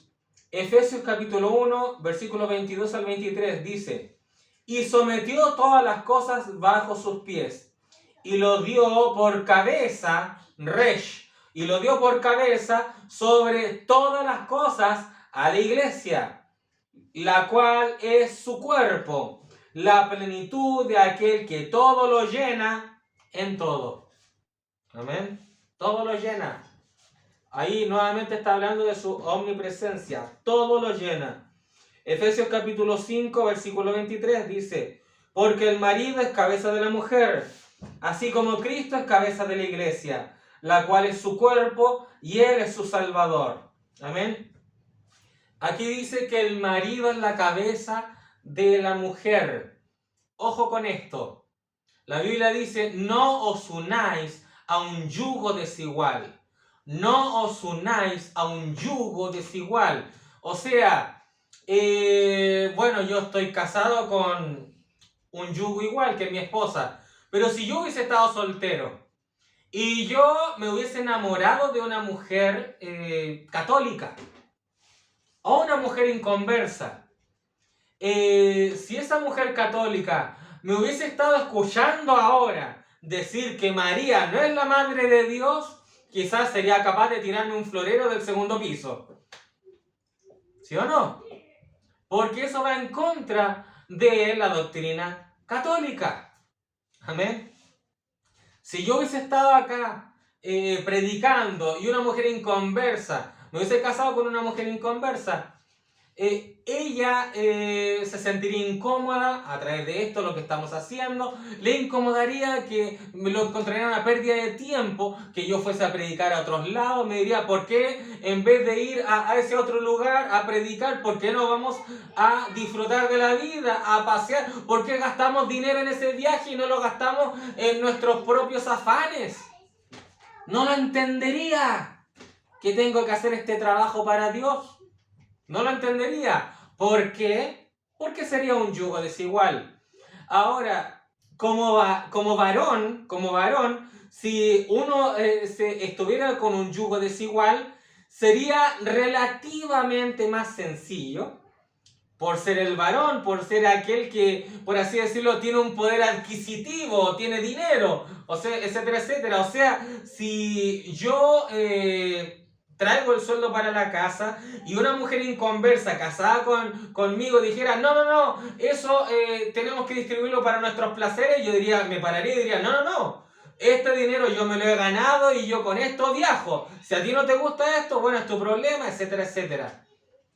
Pero que haya una mujer, la cual, no sé, es dueña de casa o algo por el estilo, y el varón, por así decirlo, no la quiere apoyar en que ella vaya a la iglesia, no le quiere aportar con dinero para la locomoción o algo por el estilo. En cambio, él quiere ir, no sé, a conciertos o gastarse el dinero en otra cosa, etcétera, etcétera.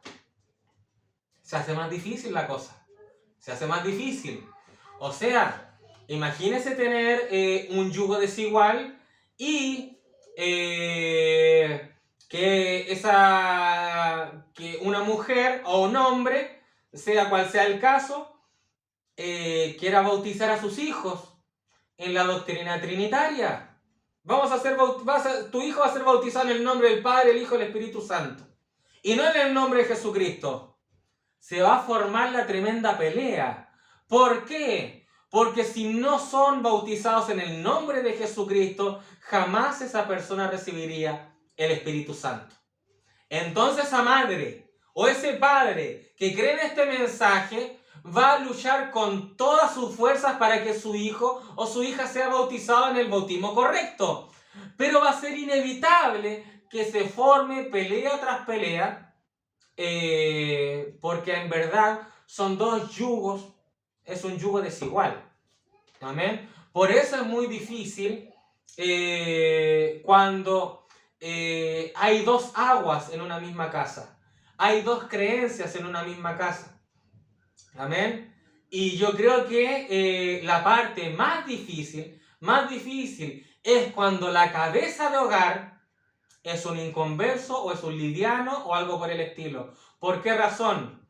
Porque si la cabeza no da la talla espiritualmente, la mujer tiene que sacar la cara espiritualmente. Y eso torna a que la mujer empiece a tomar un poderío, por así decirlo, tenga que, por así decirlo, por temas de supervivencia espiritual, forjar un carácter, sacar, por así decirlo, la voz. Y ella tenga que pararse y decir esto es así, asá, así, asá. Y el hombre tenga que, por así decirlo, agachar el moño y bueno, voy a tener que hacerlo porque mi esposo, mi mujer me dice esto, otro. Y poco menos tengo que ir allá obligado, poco menos tengo que hacer esto obligado. ¿Y qué es eso? Un homosexual. Un afeminado. ¿Cómo puede ser posible de que un matrimonio que siga el mensaje hayan afeminados? No es posible. No es posible. Entonces, hombres o mujeres, sean sensatos. Amén. A traer amistades a su hogar. A traer, por así decirlo, matrimonios los cuales no están parados en la palabra. Si ustedes son amigos, tienen amistades de matrimonios homosexuales, ¿qué es eso? Amistad con el mundo. Amistad con el mundo. Amén. Eso es tremendo, es terrible. ¿Por qué? ¿Por qué? Porque en una casa, cuando hay una pelea, cuando hay una discusión, cuando hay algo tenso, ¿qué se forja ahí? En el círculo, en el núcleo familiar, que es una roca, debería ser una roca, entre discusiones, peleas, desencantos, etcétera, etcétera, se forman grietas, lo cual van erosionando la roca, disgregando la roca. ¿Y qué ocurre ahí? A través de esas grietas, el diablo se infiltra. A través de esas grietas el diablo se infiltra. Y cuando alguien tiene un vínculo en donde sabe que son yugos desiguales, pues se viene el divorcio. Se viene el divorcio. Quieran o no lo quieran, se viene el divorcio, viene la separación. Sea 3 años, 5 años, 10 años o lo que sea, va a venir una separación. Y si tienen hijos de por medio, van a sufrir. Si hay vínculos cercanos, van a sufrir. ¿Y por qué? ¿Por qué? Porque la cabeza es un afeminado. Porque el jefe de hogar no está parado por la palabra. Si un pastor no está parado por la palabra, bueno, el pastor, dice el profeta, que debería ser la cabeza de la iglesia. Si la cabeza de la iglesia es un afeminado que no dice la verdad por causa de no querer romper, por así decirlo, los sentimientos de la iglesia, que es el cuerpo, el tal es un afeminado. El tal es un afeminado. El pastor, el predicador, que empieza a retenerse, empieza a negarse, decir la verdad por causa de no romperle los sentimientos a alguien que está oyendo, el tal es un afeminado. Y Pablo dijo, yo no estoy aquí para agradar al hombre, estoy aquí para agradar a Jesucristo. Para agradar a Jesucristo. ¿Ustedes creen que yo en el mensaje soy una moneda de oro? Por supuesto que no. Yo he perdido familiares, he perdido amistades, he perdido muchos contactos a causa de la verdad. ¿Y usted piensa que a mí me interesa perder amistades o familiares por la causa de Cristo? No me interesa. ¿Por qué? Porque Dios me dio un carácter de que no me interesara.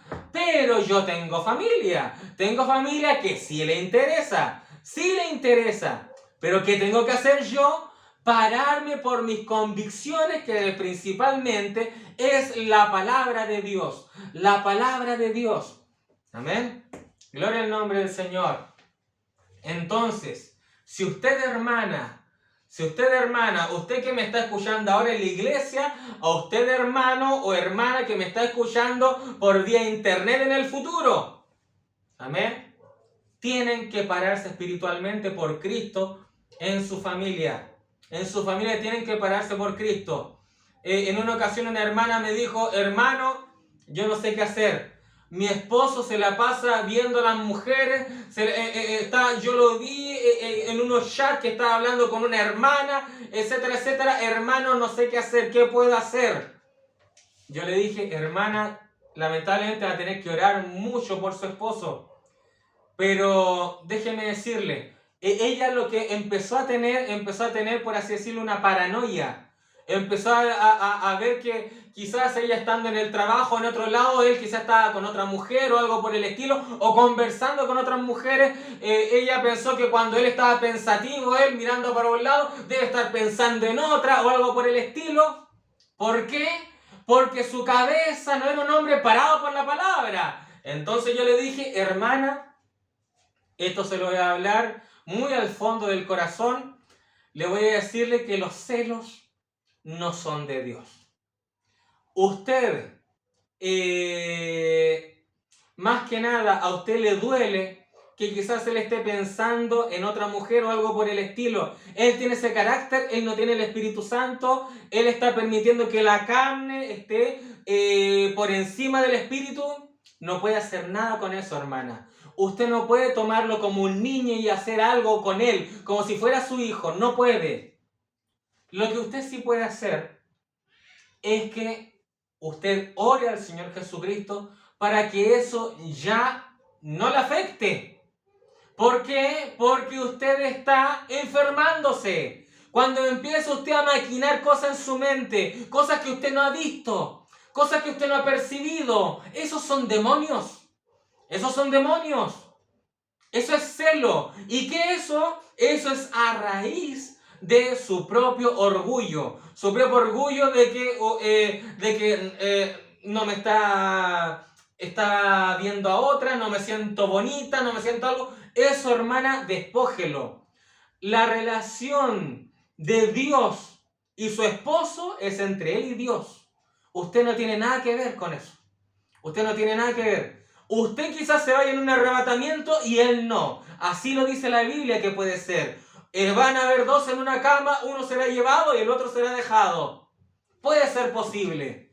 Usted, hermana, viva para Cristo. Si usted escogió mal a su esposo, así lo escogió. Así lo escogió, le dije, hermana. Si usted se equivocó para siempre. No piense en un divorcio, no piense en escoger a otro hombre, porque si usted escogió mal, ya no hay otro hombre carnal para usted. Usted viva para Cristo. Eso le dije a ella. Usted viva para Cristo. Y usted sírvale como si nada a su esposo. Si incluso él no la ama, sírvale como si nada. Usted hágalo como si le sirviera al Maestro, al Señor Jesucristo. Porque así usted estaría siendo una cristiana. Amén. Lo que le estoy relatando no es que se lo haya dicho así calcado, pero esa es la idea. Esa es la idea, no, la conversación fue hace mucho tiempo, pero esa es la idea. No sé por qué estoy diciendo esto ahora. No sé por qué estoy diciendo esto ahora. Amén. Pero algo me está queriendo decir, si la cabeza es Cristo, es que el Espíritu Santo debería gobernar el hogar. El Espíritu Santo debería gobernar el hogar. Amén. Y si tenemos una cabeza, amén, inconversa, si tenemos una cabeza que va con tendencia al mal, que no tiene respeto por este mensaje, que no tiene el Espíritu Santo, ¿a dónde vamos a ir? ¿A dónde vamos a ir? Amén. Gloria al nombre del Señor. Aleluya. Efesios capítulo 4 del versículo 11 al 16. Leo en el nombre del Señor Jesucristo.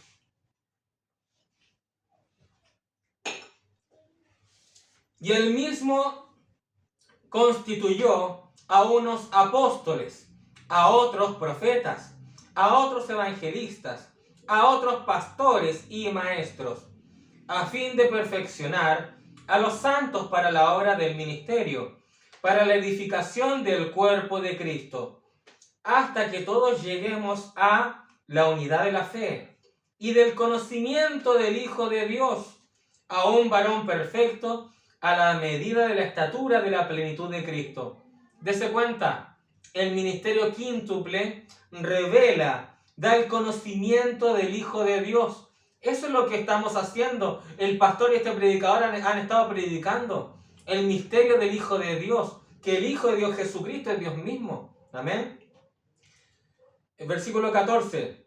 Para que ya no seamos niños fluctuantes, llevados por doquiera de todo viento de doctrina, por estratagema de hombres, que para engañar emplean con astucia las artimañas del error, sino que siguiendo la verdad en amor, crezcamos en todo aquel que es la Resh, cabeza, Resh, cabeza. Crezcamos en todo en aquel que es la cabeza, esto es Cristo, de quien todo el cuerpo, bien concertado y unido entre sí por todas las coyunturas, que se ayudan mutuamente según la actividad propia de cada miembro, recibe su crecimiento para ir edificándose en amor. Fin de la cita. ¿Se dan cuenta? Todo tiene que ir unido en coyunturas, amén, ligamentos, amén, todos unidos a la cabeza, la cual es Cristo. Y Cristo sí que es una muy buena cabeza para este cuerpo, amén. Sin nosotros, sin la cabeza, amén, si yo no le doy una orden a mi cerebro, no puedo mover la mano, no puedo hacer estos movimientos, amén. Todo esto está en la cabeza. ¿Por qué está el Parkinson? ¿Por qué se surgen movimientos involuntarios? Amén. Esos son problemas que están en la cabeza. ¿Por qué surge la esquizofrenia? Amén. De que uno actúa arrebatadamente en ciertos momentos. Esos son problemas que están en la cabeza. ¿Por qué hay problemas de tartamudez? ¿Por qué se produce la epilepsia? ¿Por qué se produce autismo? ¿Por qué se produce muchos temas, por así decirlo, la demencia senil? ¿Por qué se produce, por así decirlo, muchos temas que son de reflejos, son problemas para el habla, etcétera, etcétera? Son problemas que están en la cabeza. Y lo natural es tipo de lo espiritual. O sea, ¿alguien puede tener Parkinson espiritual? Sí que lo puede tener. Son movimientos involuntarios que la cabeza nos está mandando. ¿Qué es eso? ¿Qué es eso? Actuar de manera impropia a través de nuestro inconsciente. O sea, alguien nos dice algo y nosotros arrebatadamente damos un golpe, damos un arrebato, damos una mala palabra, una mala versión de nosotros mismos. Amén. Gloria a Dios. El Alzheimer. ¿Hay un Alzheimer espiritual? Obviamente. Obviamente. Se nos olvida lo que aprendemos en la iglesia. ¿Qué es todo esto de los misterios, estas verdades tan profundas? ¿Para qué es? ¿Solamente para llenarnos de teorías? No, obviamente para llevarlas a cabo a nuestra vida. Para que en algún momento, si surge algún problema, nosotros sacamos esa revelación que aprendimos nosotros en el culto y la manifestamos en el momento oportuno. Amén. Esto no es solamente para decir, qué tremendo estuvo el servicio, aprendí cosas nuevas, qué tremendo, y ahí se queda. Eso no es así. Eso se quedan solo teorías. Eso se queda solamente en materia pasada, materia olvidada. Los profesores y profesoras me entienden perfectamente. ¿Cómo es posible que alumnos pequeños aprendan a escribir y estén expertos en escribir en diciembre y cuando vuelven después de vacaciones se les olvida hasta tomar el lápiz? ¿Qué es eso? Se olvidaron. Se olvidaron. Amén. ¿Cómo es posible de que tengamos principios espirituales tan exquisitos los días viernes, los días domingos y el día lunes ya se nos olvida? Eso es Alzheimer. Hay un problema en esa cabecita. Hay un problema de olvidar la palabra. Amén. ¡Qué tremendo! Y así sucesivamente. Lo natural es tipo del espiritual. Cada enfermedad patológica que está en el cerebro se puede explicar espiritualmente. Libro de las Edades, la edad de Pérgamo, el profeta dice: los miembros de la novia virgen le amarán y tendrán sus potenciales, porque él es su cabeza y todo poder le pertenece a él. Ellos están sujetos a él, así como los miembros de nuestros cuerpos están sujetos a nuestra cabeza. Nosotros, ¿a quién tenemos que estar sujetos? A nuestra cabeza. Nuestra cabeza es Cristo. Usted no crea que está sujeto a un pastor. Amén. Porque si el pastor no tiene el Espíritu Santo, amén, no podríamos estar sujetos a él. Si el pastor predica por medio del Espíritu Santo, estamos sujetos a él porque estamos sujetos a la palabra. Amén. Estamos sujetos a la palabra. El pastor, por así decirlo, le dice a una hermana que, no sé, le viene un arrebato y viene toda pintada o con escote a la iglesia. El pastor dice: por favor, hermana, no venga así.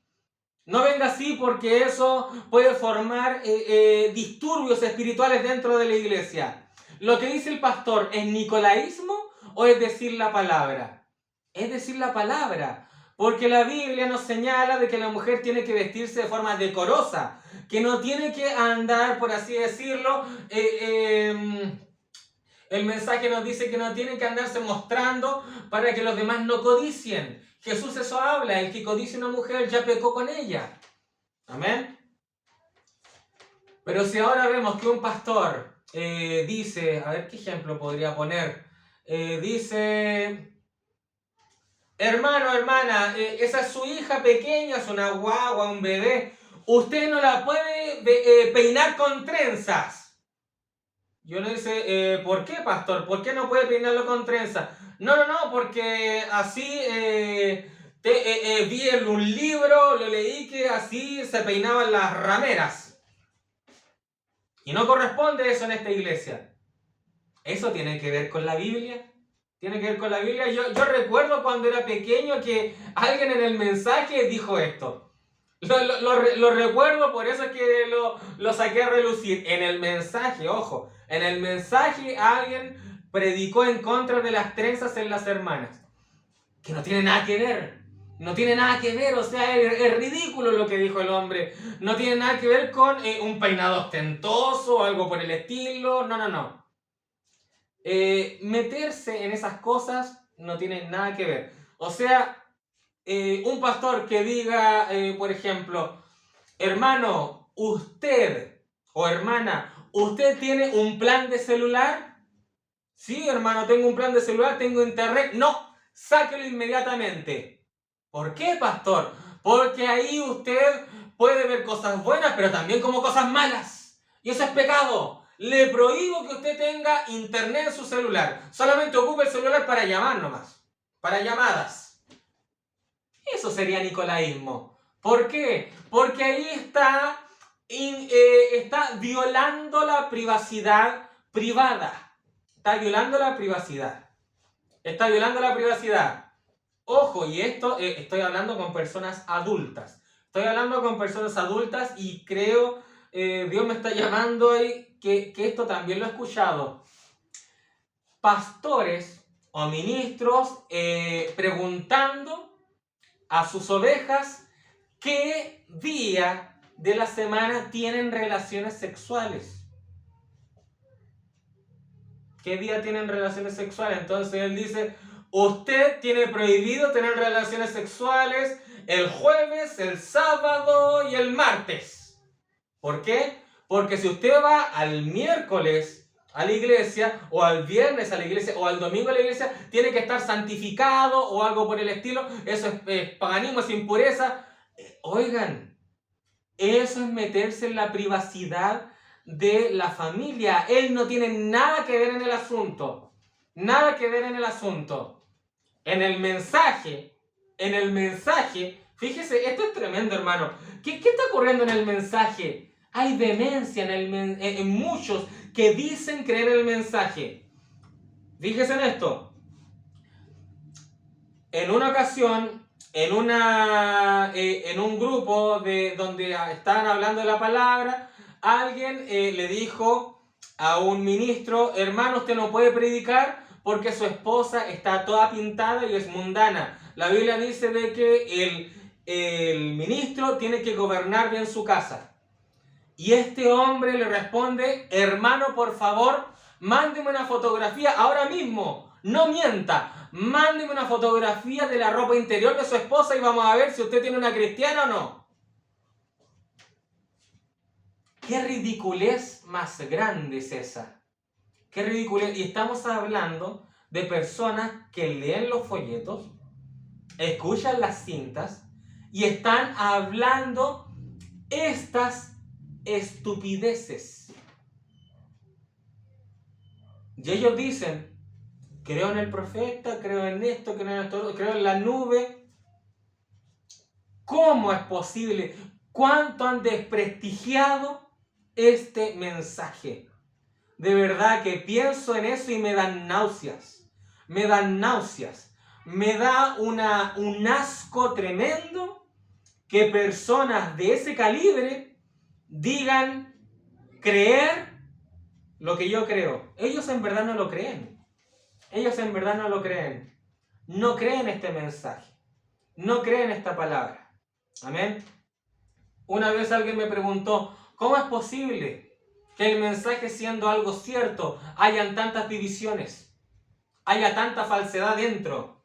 Y yo respondí: por la misma facultad de que el mensaje es cierto. ¿Usted ve a los testigos de Jehová divididos? ¿Usted ve a las denominaciones divididas? ¿A las pastoras divididas? No, ellas se apoyan mutuamente. ¡Ah, qué buena que está! ¡Ah, pastora se consiguió un esposo nuevo! ¡Dios la tiene bendecida! ¡Gloria a Dios!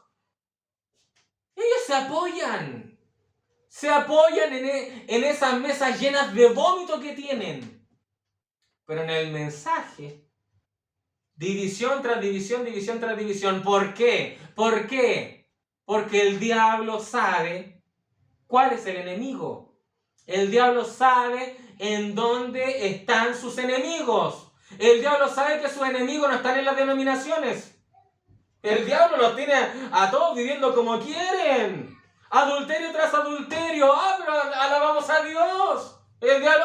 Sigan así, denle. A ver, grita entre gloria a Dios. ¡Ay, sí, seguro su Dios lo está escuchando! El diablo en las denominaciones no le tiene ningún miedo. Pero hasta el Papa levantó un folleto en una ocasión y dijo: estos son nuestros verdaderos enemigos.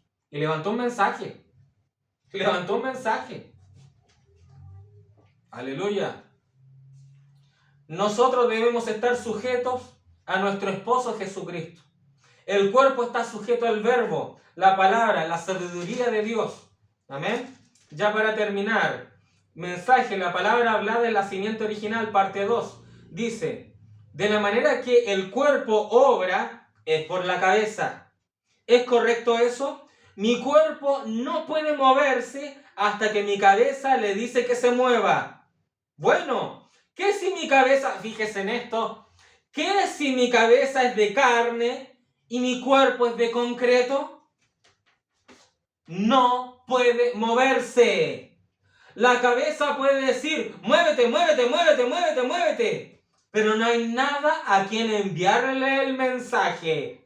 ¿Es correcto eso? Bueno, si mi cabeza es Cristo y mi cuerpo es una denominación, ¿Cómo es que va a obrar?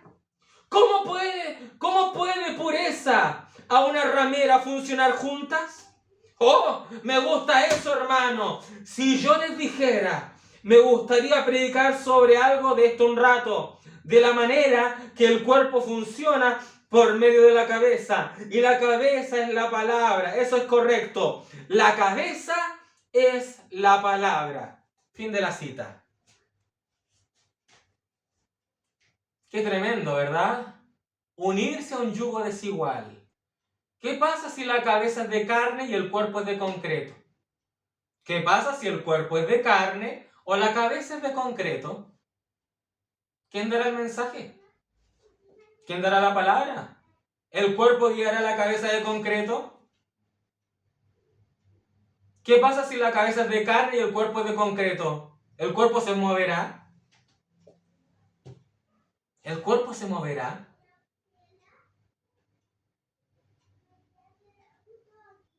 Si nuestra cabeza es Cristo. Si nuestra cabeza es Cristo. Amén. Si nuestra cabeza es Cristo. Escojamos por Cristo. Si nuestra cabeza es Cristo. Escojamos por Cristo. Si te ponen en balanza, ¿a quién prefieres? ¿A Cristo? ¿Qué prefieres por cabeza? ¿A Cristo o a la denominación?